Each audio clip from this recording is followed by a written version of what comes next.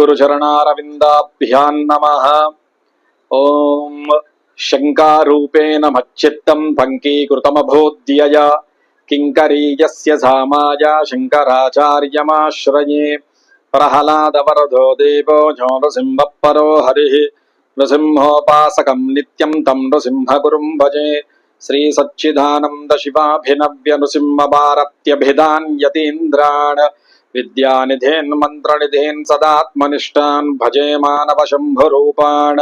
सदात्मध्यान निरतं विषयेभ्यः पराङ्मुखं नौमि शास्त्रेषु निष्णातं चन्द्रशेखर भारतीं विवेकिनं महाप्रज्ञं धैर्यौधार्यक्षमानिधिं सदाभिनवपूर्वन्तं विद्यातीर्थगुरुं भजे।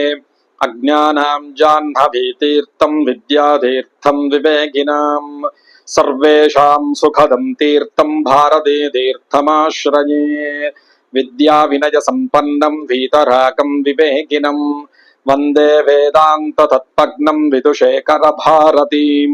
श्रीमत्परमहंस परिव्राजकाचार्यवर्य पदवाक्य प्रमाण पाराभारपारेण यम नियमासन प्राणायाम प्रत्याहार धारणा ध्यान समाध्यष्टांग योगानुष्ठान निष्ठा तपश्चक्रवर्ती अनाद्य विच्छिन्न श्री शंकराचार्य गुरु परंपरा प्राप्त षड्दर्शन स्थापनाचार्य व्याख्यान सिंहासनाधीश्वर सकल निगमागम सार हृदय सांख्यत्रय प्रतिपादक वैदिक मार्ग प्रवर्तक सर्वतंत्र स्वतंत्र आदिराजधानी विद्यानगर महाराजधानी कर्नाटक सिंहासन प्रतिष्ठापनाचार्य श्रीमद्राजाधिराज गुरु भूमंडलाचार्य ऋष्यशृंगपुरवराधीश्वर तुंगभद्रातीरभासी श्रीमद्विद्याशंकर पाद पद्माराधक श्रीमज्जगद्गुरु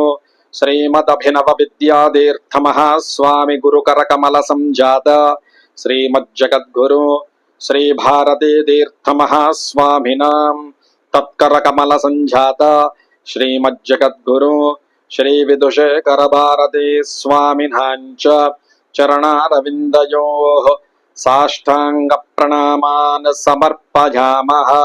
त्रिधा हितं फणिभिर्गुह्यमानं कविदेवासो घृतमन्वविन्दन् इंद्र एककं सूर्य एकं जजानवेनादेकग्स्वदजानिष्टतक्षुः यो देवानां प्रथमं पुरस्ताद् विश्वाधियो रुद्रो महर्षिः।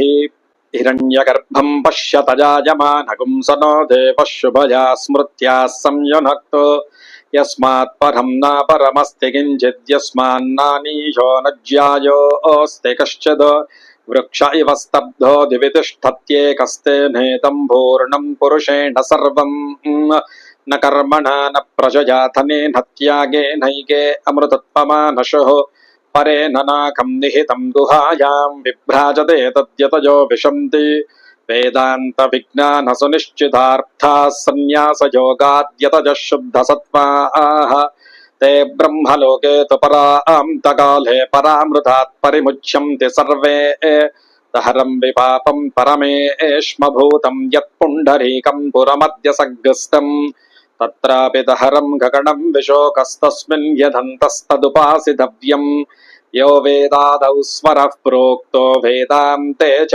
प्रतिष्ठितः तस्य प्रकृतिलीनस्य यः परः स महेश्वरः। अपार करुणा सिन्धुं ज्ञानदं शान्तमूर्तिनां श्रीचन्द्रशेखर गुरुं प्रणमामि मुदान्वहम्। चरणं पवित्रं विततं पुराणं नेन भूतस्तरति दुष्कृतानि तेन पवित्रेण शुद्धेन भूताः अधिपाप्मानमराधिन्तरेम।